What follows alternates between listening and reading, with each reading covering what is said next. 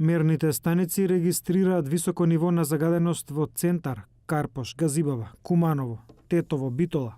Еколошките здруженија бараат Министерството за животна средина итно да ги стартува превентивните мерки кои беа објавени минатата недела. Неопходно ни е поставување на многу повеќе стационарни, но и мобилни мерачи. Скопје официјално е еден од најзагадените градови во светот и вонредните мерки треба да стапат на сила веднаш.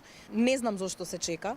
Не знам, навистина немам објаснување зошто. Ние сме во алармантна состојба константно, значи не се само овие 2 дена. Значи она што мора да се направи подитно да се лоцираат загадувачите. Меѓутоа, за најавените мерки да стапат во сила, потребно е најмалку на 2 мерни станици 2 дена да се регистрира просечно ниво на загаденост над 200 микрограми честички ПМ10 на метар кубен.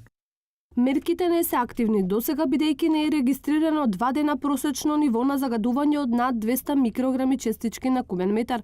Денешниот ден е евидентиран како таков проследен со просечно ниво над 200 микрограми. Ако и утре ситуацијата биде иста, тогаш од задутре ќе се активираат итните мерки.